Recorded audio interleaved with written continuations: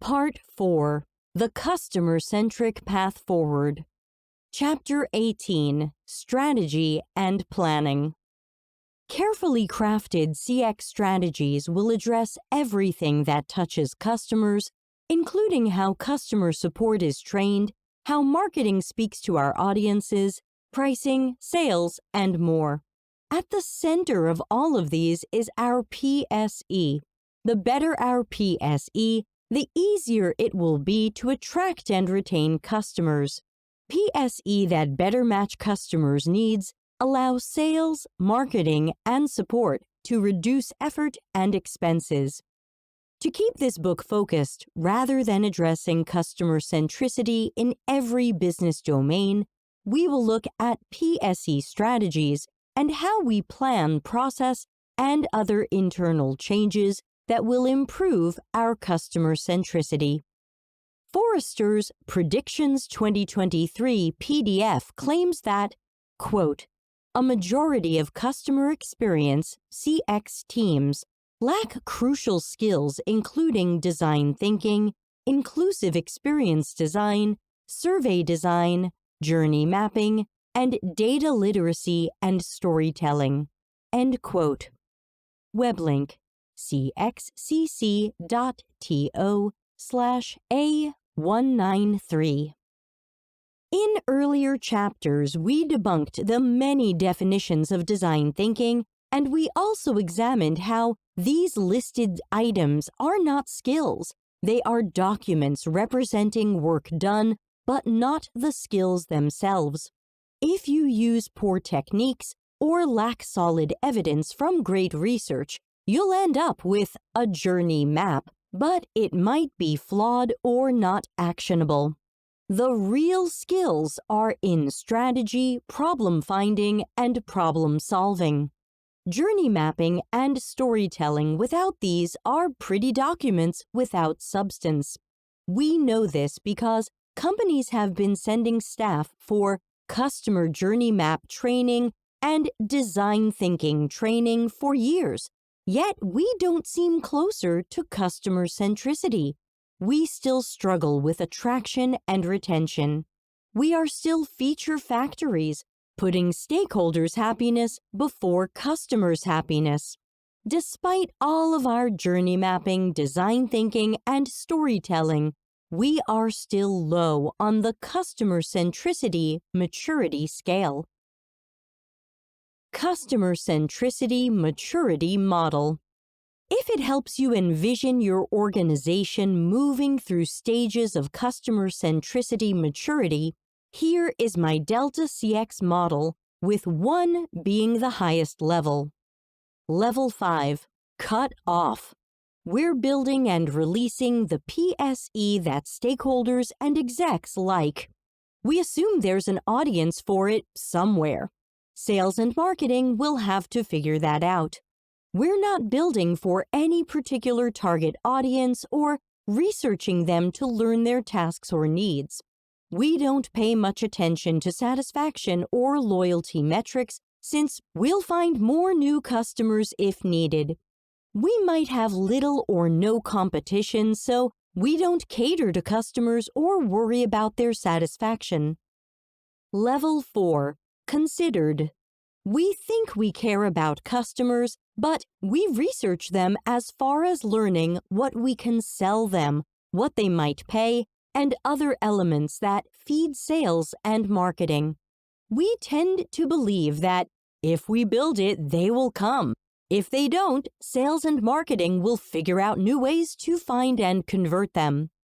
We track a few customer-related metrics like NPS, but don't always act on them.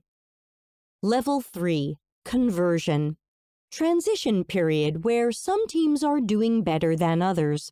Some teams are more empowered and can raise a red flag when they see customer peripheral metrics, decisions, or ideas.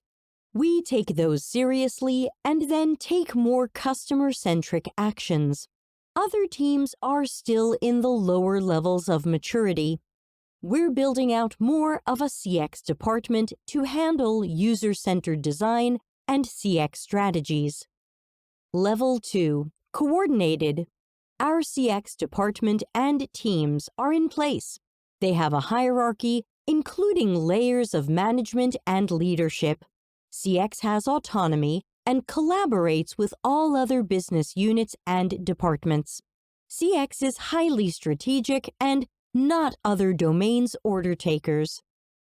Level 1. Core. Customer intelligence informs all strategies, goals, departments, initiatives, and PSE. We have truly put our current and potential customers at the center of everything we do. We continuously research and test with them to build customer intelligence and ensure PSE market fit. We rely heavily on observational and interview research and not just surveys and focus groups. When we learn customers are unhappy, we investigate why. We act on this knowledge and follow through.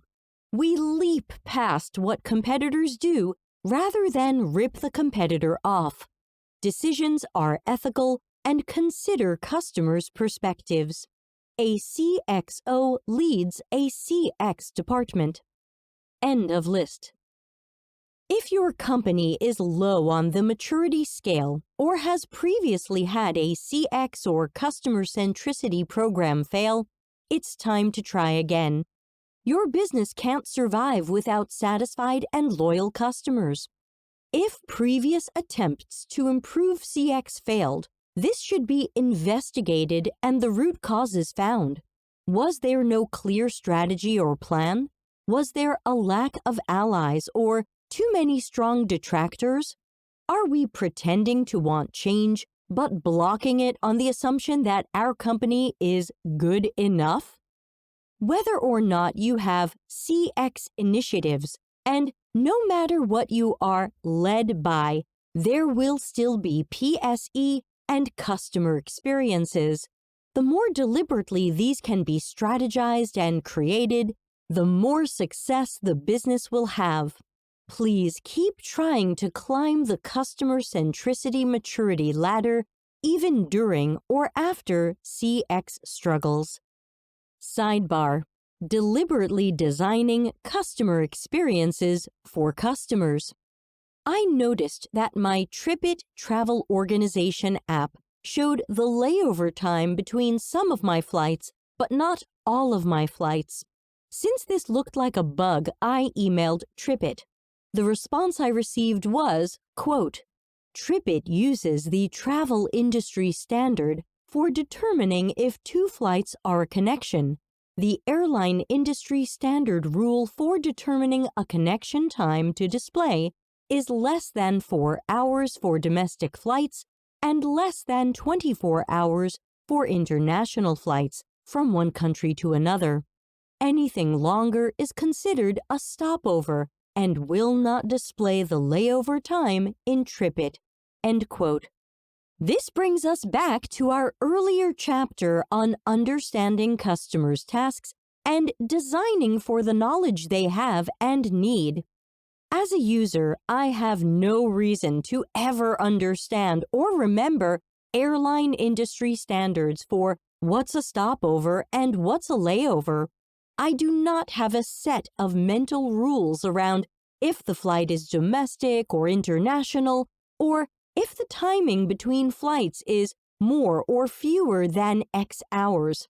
I'm hoping the app will just tell me what that timing is.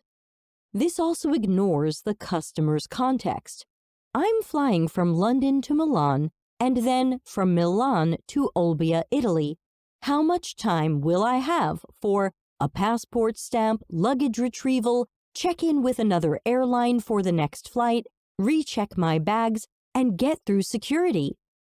The app doesn't show me because my final flight is domestic with exactly 4 hours in between, which triggers the tech rule to not show me the layover time. I still want to see that information whether or not the tech rule wants to show it to me. If that information is not shown to me consistently, I might assume the app is broken. I might complain. I might say nothing. I might stop paying TripIt and go with a competitor. Additionally, the TripIt website shows all of the times between all of my flights and calls them layovers, even though I just learned that some of these should be called stopovers. The website appears to be designed for what people need and how people think. The app hasn't caught up. Inconsistent interfaces and workflows can look like bugs to customers. Great customer experiences are created deliberately for how customers perceive their own tasks, the knowledge they have, and the knowledge they need. TripIt could simply do the math for me, don't make me think, and tell me all of the times between flights of any kind. Also note that PSE based on airline definitions could be product-led, but is unlikely to be value-led using customers' definitions of value and quality. End of sidebar. CX Vision. Consider writing some statements in the following format. Customers will choose us because, write something here. We will retain them because, write something here. They will grow with us because, write something here. Customers will love us because we make, write something here, easy. This helps us get away from canvases that focus on solving business problems, often by brainstorming what we can push or force people to do. We might be able to optimize that screen until people click a particular button more, but if we can't retain them, our adoption metrics are vanity metrics. How will the customer grow with you? What about our PSE will make them buy more often, or utilize more? The challenge with the above statements is to avoid mentioning solutions. If you think customers will choose you for feature X and the competitor has feature X, why would customers choose or stay with you? If you think customers choose you because you release digital products quickly, how do you know that? Does the customer have a sense of fast versus not as fast release schedules? The answers to the above statements are probably not particular features or internal team velocity. The answers will be related to the customer experiences you carefully create to meet or exceed unmet needs and invent solutions where customers have been meeting the 4 horsemen of bad CX: frustration, confusion, disappointment, and distraction. These forward-looking statements are part of our larger CX vision. They are beacons helping us focus on customers' needs and what inspires loyalty. They showcase how we will meet or exceed customers' needs better than competitors. Delta CX Impact Map. Traditional impact maps are visualized as a left-to-right tree starting with our key business goal, which might be increasing active users or higher conversion rates. The goal branches out to the next level of the tree's hierarchy, often labeled as actors. These are our personas, segments, target audiences, or internal teams. The third level of the tree is labeled impacts, which are often phrased from a business perspective, such as more referrals, increase purchase frequency, or view more ads. The fourth level of the tree is labeled deliverables and appears to be high-level solutions of how we will create these impacts, thereby achieving our goal. Easily Googleable impact maps show deliverables including better web page layouts, sales promotions, sending more emails to customers, and new content. Figure 37. Sample impact map showing how we'll reach 6 million active users. The impacts are referrals and come back more often. The deliverables are weekly emails, daily highlights, and more new content. This approach to impact mapping has some weaknesses. 1. We started with a business goal. Our decisions and actions will be driven by achieving that business goal. If the business goal was not influenced by customer intelligence, we might have a customer peripheral business goal. 2. We built a map based on how we can push customers toward our business goal. Where is the value to the customers? Why should they increase their purchase frequency or view more ads? Is that what they would choose for themselves? 3. Solution assumptions. How do we know that a better layout will create the desired impact? How do we know that offering more discounts, weekly emails, or more content will achieve our ultimate business goal? Do we know which content types or topics will be most effective? 4. We didn't map customer problems or tasks. If a template doesn't include customers' problems, pain points, or unmet needs, we are unlikely to find customer-centric solutions. End of list.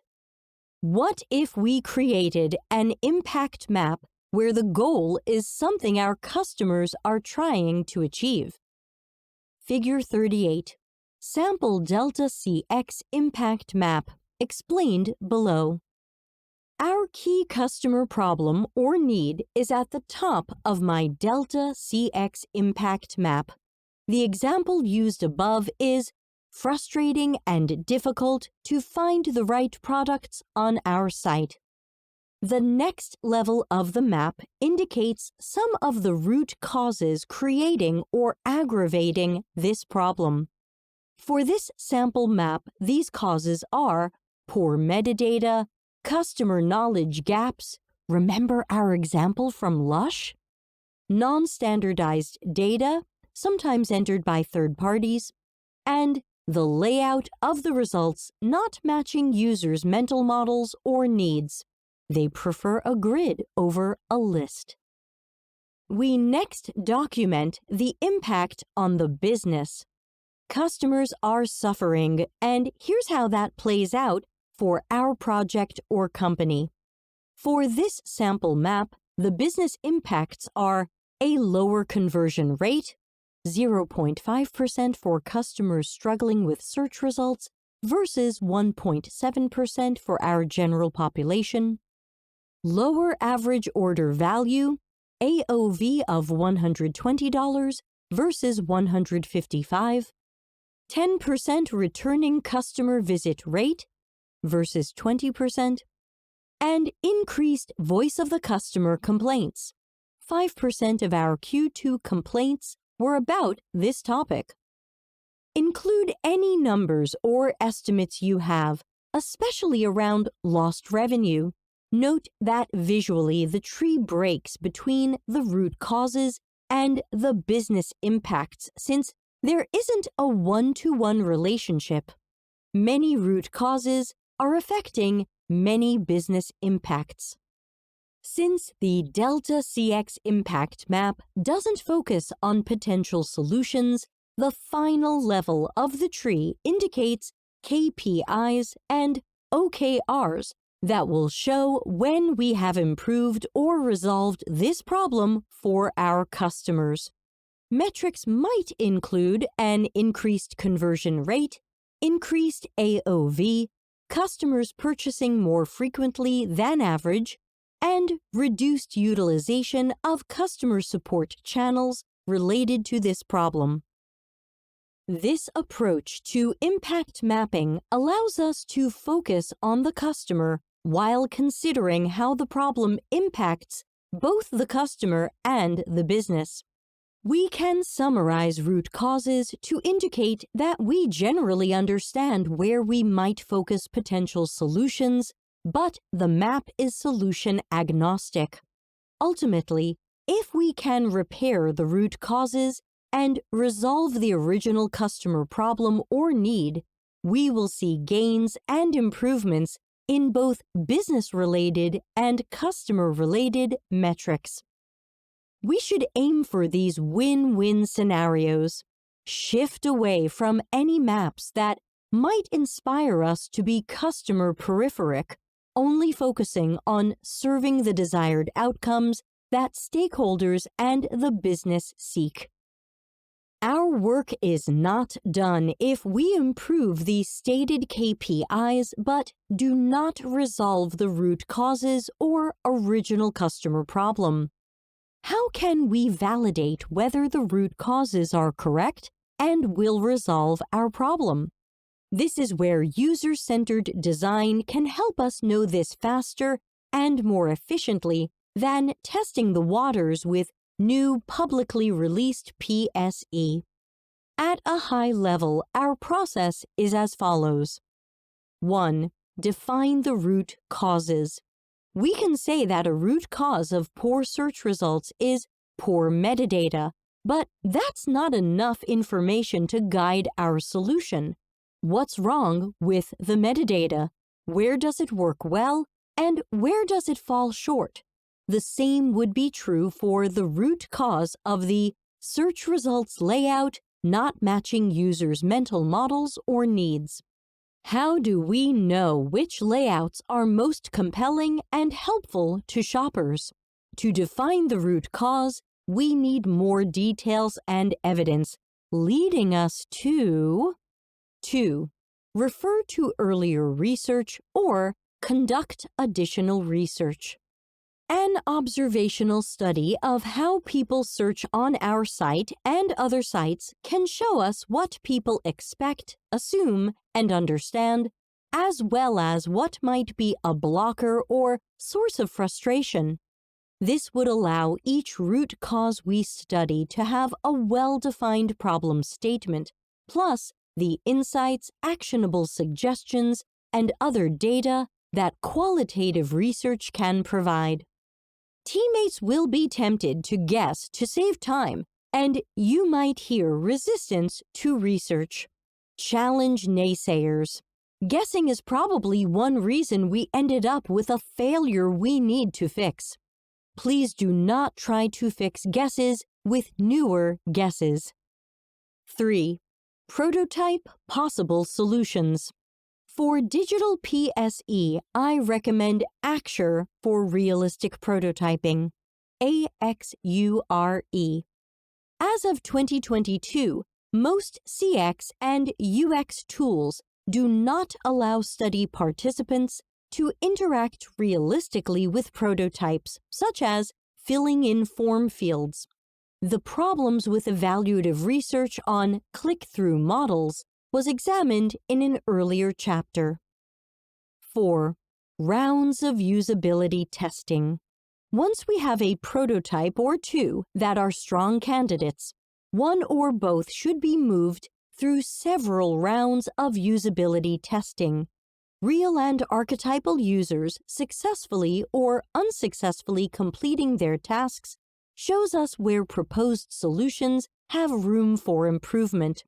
We can then iterate and test in cycles, like engineers fixing code bugs, until we find a usable solution that solves all of the original problems.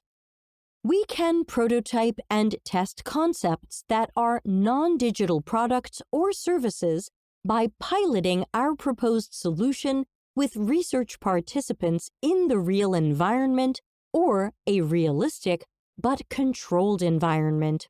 Your service designer will know what to do. If testing shows that we haven't fully solved the problem or we haven't solved it well, this should not be considered good enough and released to the public.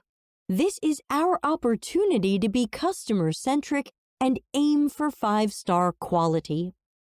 Before marketing tries to convince customers they want it, before sales seals the deal, before engineers code, test, and merge, and before customer support has to deal with struggling customers, We can know most of what we need to know through user-centered designs, learn, build, test, iterate approach.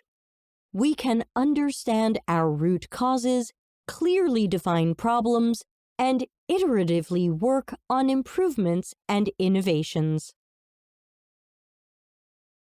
CX strategy. You will need to create a CX strategy in each area of your PSE. It should be solution agnostic and focus on how we will meet or exceed customers' unmet needs. This might be through new PSE, innovations, or smaller improvements to existing PSE. Our strategic approach to CX and PSE is based on solid evidence from our qualitative and quantitative research. Keep this strategy agile. As we discover new evidence and insights, strategies and priorities might need to change. For an example of strategy at the project level, let's use a previous problem statement. When a customer's credit card expires, Priority Pass closes their account. We create a new account for the new credit card, but the account isn't active until the customer gets a code from support staff. Our system does not automatically update credit card information, nor do we offer a way for the user to update their credit card information. This creates frustration for customers and taxes our customer support teams, who currently walk people through setting up the half-created Priority Pass account. Imagining that we have extensive research data and insights guiding us, our overarching CX strategy at the project level might be simplify credit card updating. Note that our strategy is customer-focused and doesn't revolve around a business need or goal. We didn't mention a particular solution, feature, or mechanism that would solve this, allowing CX architects and designers to be problem solvers. Sidebar: ProFlowers sells occasions. In the late 1990s, Larry Marine was hired to create a fresh website for online florist ProFlowers. Executives suggested that he usability test their existing site and come up with enhancements. Larry knew that better customer knowledge comes from observational research, so he spent time in brick-and-mortar flower shops observing customers and florists. He noticed that many customers came in and told the florist their situation. "I need to apologize to my wife." The florist could suggest various bouquets at different price points. Larry realized that nearly zero customers understood the meaning of flowers, which flowers went well together, or what is the right bouquet for the situation. They knew why they needed flowers, but relied on the florist to know which flowers. At the time, websites expected you to build your own bouquet, which assumed that customers had decent flower knowledge.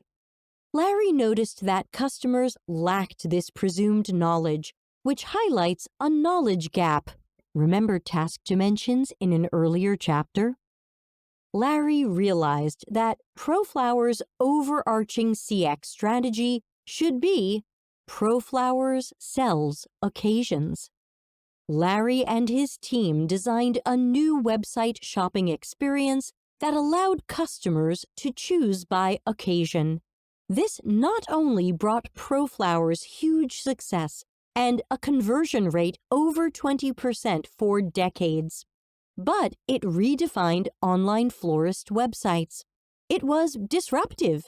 We are now used to shopping online for certain items by occasion, reason, or recipient, but once upon a time, that wasn't a thing. End of sidebar. For the Simplify Credit Card Updating CX strategy, we know the customer's goals from our problem statement. Our business goals might include reducing customer support volume around this topic, longer customer memberships or lifetime value, and the percentage of customers with an expired credit card who were able to self-service.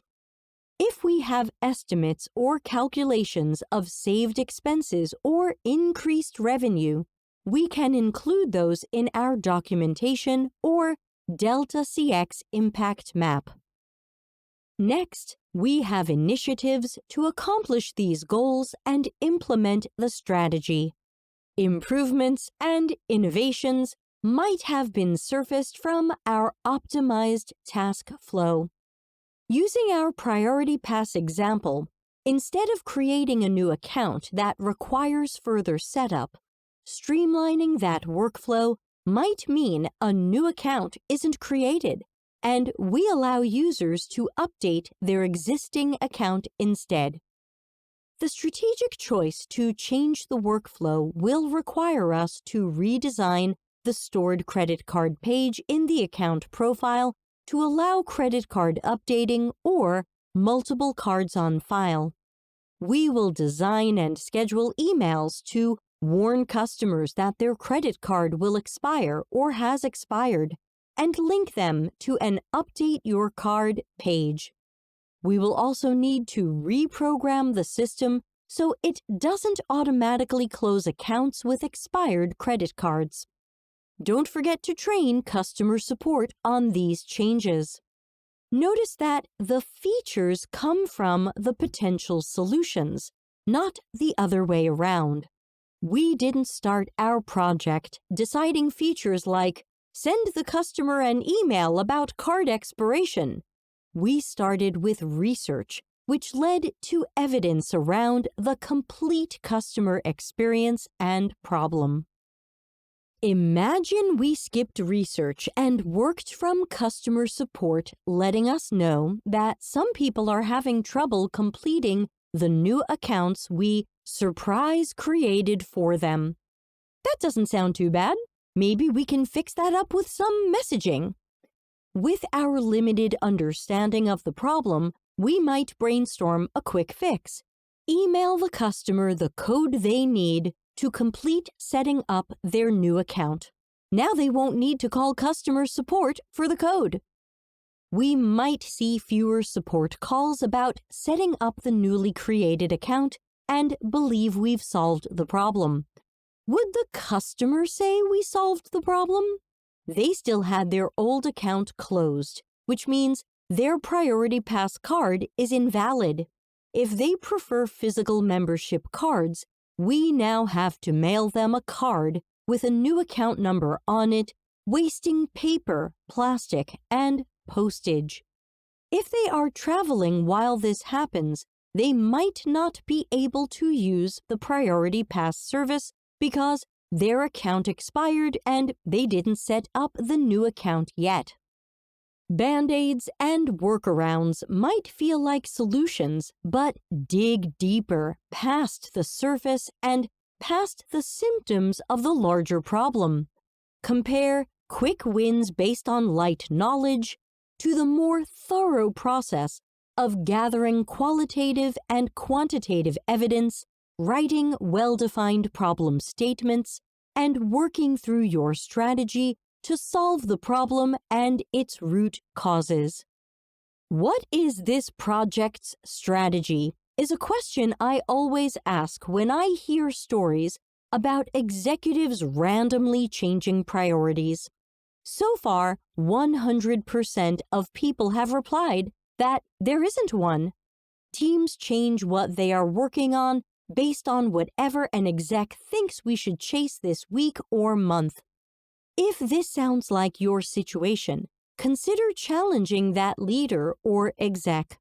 Create and present a plan to start with the research that will guide the creation of a strategic vision. We can then use that strategy to prioritize problem-solving projects and put teams on a clear path. Making decisions differently. A customer-centric transformation requires decisions to be made differently than they are now. Changes we will need to shepherd include audiobook note. This is a long table where the left column is the current state and the right column is the desired future state. I will read each current state and desired future state pair. What can we convince people to buy? Should become learn target customers' unmet needs and build PSE that fulfill these. What's the least we can rush out to the public? Should become create 5-star customer experiences in every release. What can we fake or manipulate to get people to sign our contract? Should become define strategies that drive us to create the best PSE so that customers will want to sign our contract. Hey, customer, do you want this idea we have? Would you pay for it? Should become conduct generative research to learn target audiences' unmet needs and behaviors. How do we push or force people to the next step in our funnel? Should become create easy and intuitive PSE that facilitate moving through the funnel. How can we manipulate metrics to make our projects look more successful? Should become honest metrics may surface failures, which help us actively work to improve. Just tell leadership and execs that we're fast and efficient. They don't need to know about our project disasters. Should become honesty and integrity are essential and might be among our company values. Being open about disasters means we can learn from them and improve for the future. What are quick wins we can release to customers? Should become ensure that quick wins are truly wins for customers and not just the business. If I can figure it out, it's user-friendly. Should become you are not the user. Internal workers are always savvier than customers. We must research and test with end users. How fast can we get this done? Should become we work efficiently while being wise about risk and the value we deliver. Outcomes over outputs. Should become outcomes are important, but inputs are how we get there. Don't forget the quality of inputs and evidence. End of table. The key to improved decision-making will be around confidence and risk. How confident are we that we are going in the right direction? How much risk is acceptable versus when do we press pause to identify and alleviate concerns? Make great CX processes part of compliance. I heard about one company that ensured that research is a part of every project, allowing strategies, decisions, and project directions to be evidence-based. Even when product managers or product owners don't want to spend time or money on research, they must. How did this company do that? The head of design had the legal team add CX and UX tasks, such as research, into the company-wide development compliance regulations. A team skipping research or skimping on it based on how research is defined in these regulations isn't compliant. In this company, bonuses are attached to compliance. Therefore, even those who are against research are incentivized to not block it. It's important to note that Based on what I heard, the design leader didn't go to various product or engineering stakeholders and ask their permission to include research more often, or can we please add some research to our definitions of project compliance? It sounds like this leader went directly to the legal team, made a case for why research and being evidence-based is not a nice-to-have, and had more thorough user-centered design processes written into internal compliance regulations. Writing minimum standards for CX tasks into compliance requirements would certainly inspire teams to meet those standards. Remember that a minimum standard can be a high standard. We do not need to write the least research we could do into compliance regulations as our standard. My suggestions for these standards include: 1. Generative qualitative research must be done before every project unless we have previous and recent research that answers the team's questions about customers, behaviors, or our PSE. If there are unanswered questions, a knowledge gap, or unchecked hypotheses, we must conduct a study with observations and/or interviews so that we work from knowledge and not guesses or assumptions. 2.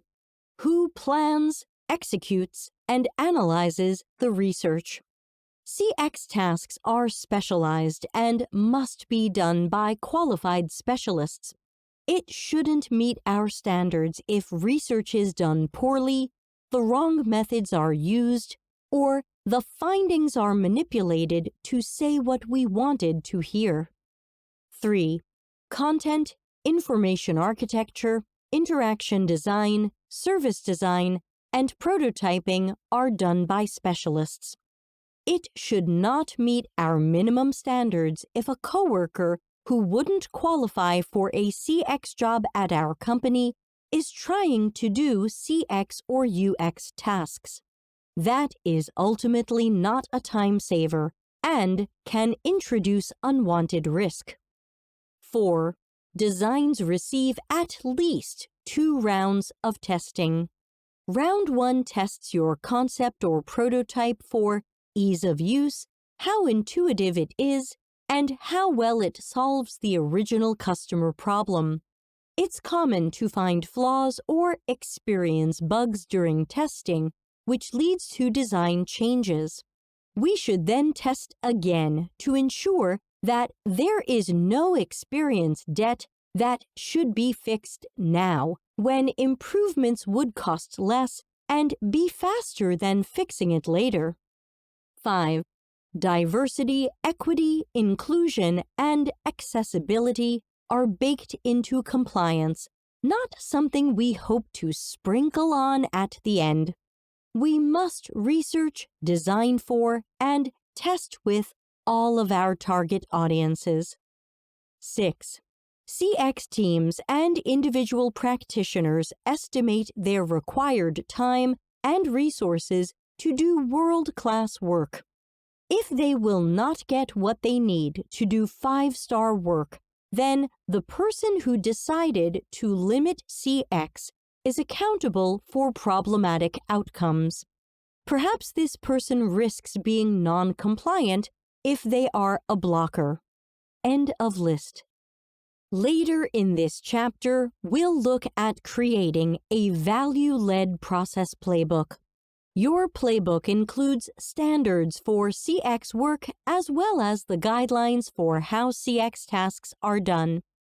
You might try to have this playbook written into internal compliance regulations or any internal process requirements, especially where bonuses or rewards are part of the equation. Additionally, governance, covered at the end of this chapter, will need to be in place to monitor where we are compliant or not compliant and how to act quickly to stay compliant. Attaching customer centricity and CX processes to compliance or internal requirements or standards would ensure that your CX program doesn't fail. CX initiatives can fail where teams and executives see customer centricity as optional. Additionally, if your CX staff are among the first to be cut in layoffs, then your employees and the public can tell that customer centricity isn't important at your company. Take customer centricity off the nice-to-have list. Make it mandatory. Make it a company value. Connect it to internal compliance and standards. Put it with legal, security, developers, and other teams and processes we see as non-optional. Concurrent changes, obstacles, and dependencies. Many of the elements and situations that are blocking improved customer centricity are often intertwined. Since many of our internal pain points feed each other, there will be changes that must happen before some other problem can be solved. For example, you might need to reconfigure departments and hire stronger people onto those teams, but we might have trouble attracting and retaining key CX staff while our processes around CX strategy and tasks are ugly. Candidates might not want to join or stay in that environment. While we are hiring, we will have to fix other things that are interconnected. You want to improve relationships between teams and the processes they are using. However, if the KPIs and metrics coming down from the top are customer peripheral, we could be using new processes but still creating customer peripheral PSE. Before you try to create change, break down some walls, and rebuild them, you should map out and consider blockers that could prevent that change from happening. You might be able to predict these, or they might come up as you go. Map these with their appropriate dependencies. I call this a change dependency map. Figure 39. The change dependency map is a hierarchic diagram. The top of the map says desired outcome, new customer-centric product processes. The next level of the map says the plan, send everybody to Debbie's training. The next level of the map has 4 branches. The first branch says enough CX researchers, which has its own sub-part of the tree that says hiring or shifting personnel. The second branch says teams empowered to try new ways. The third branch says plan ahead for required time, which leads to 2 sub-branches that say estimation and road mapping and change release schedule. The fourth branch on the map says KPIs and OKRs in place, which has a sub-branch saying tracking metrics.